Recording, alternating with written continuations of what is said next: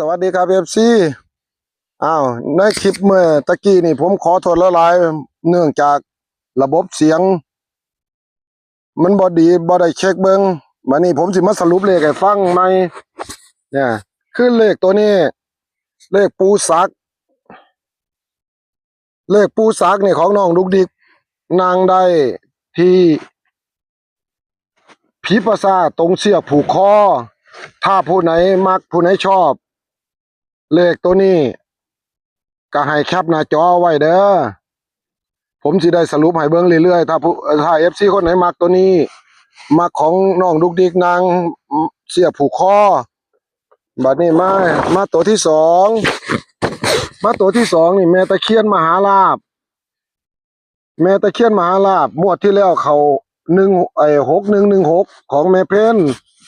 งวดนี้เพิ่นได้530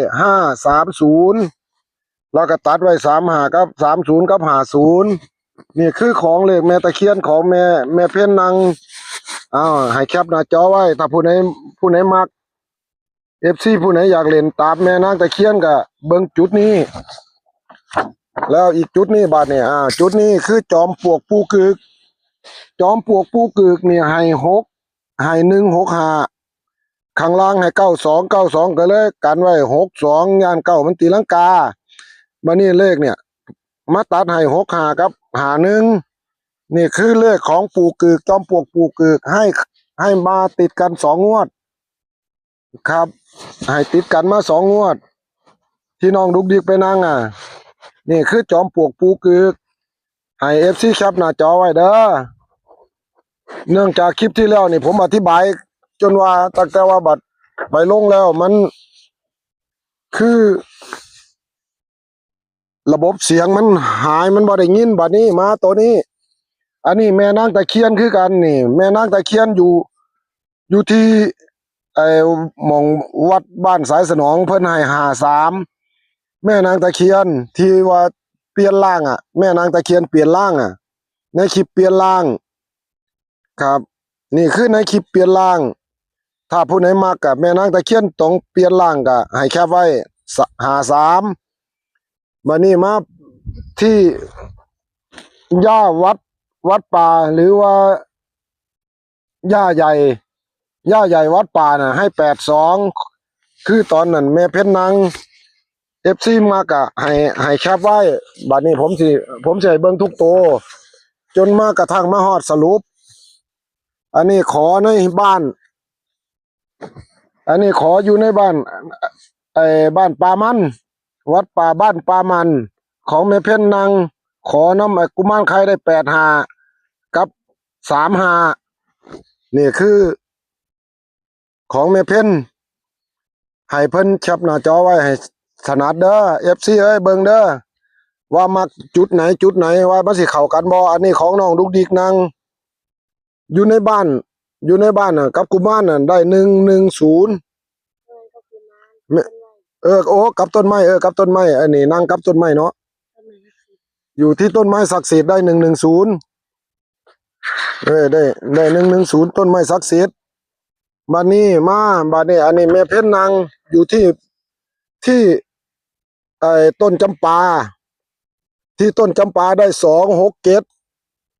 มองนี่เคยฮือฮามาแล้วเด้อครับเคยถือมาแล้วแต่ว่าเลขมันสิเข้ากันกับมีอยู่เดี๋ยวผมสิสรุปให้เบิ่งอันนี้ผมให้เบิ่งบัดนี้มานี่บัดนี้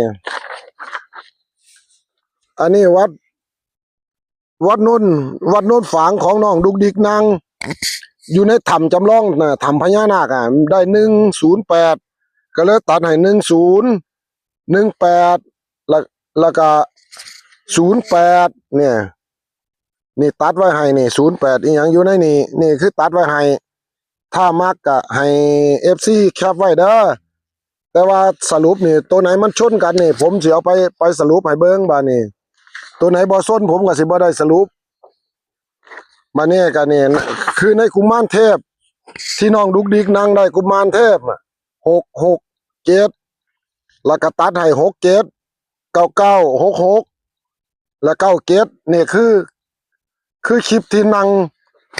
ออกมาที่ได้จดว่าสรุปออกมาบัดนี้มาร่วมกันบัดนี้มาองค์ร่วมว่ามักตัวไหน ชอบตัวไหนเด่นตัวไหนบาดนี้คือหวยเด่นบาดเนี่ยนี่เด่นบาดนี่น้องดุกดิกขยายภาพให้เพิ่นเบิ่งดีๆอย่าให้มีปัญหาในคลิปนี่เด้อที่ผมเขียนบอกว่าเด่นเกตเนี่ยสายเกตเนี่ยเห็นมั้ยมันเด่น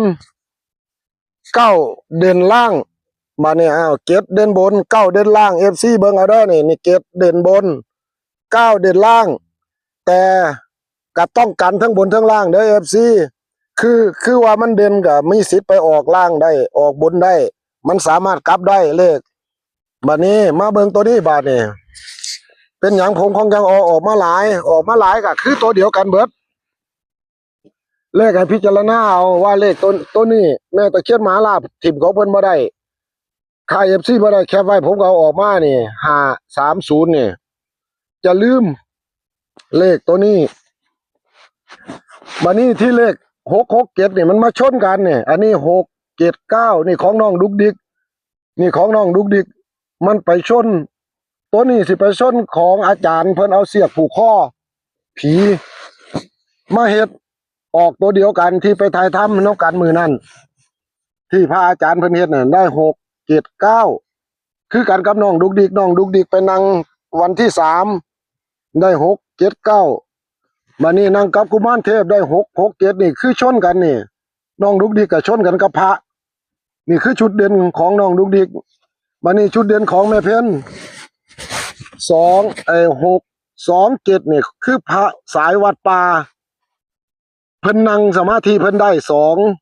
627บัดนี้แม่เพ็ญนั่งที่โนนที่โนนจำปาน่ะได้267บัดนี้มันชนกันระหว่างแม่เพ็ญนั่งสมาธิกับหลวงพระสายวัดป่านั่งสมาธินี่ได้เลขตัวเดียวกันแ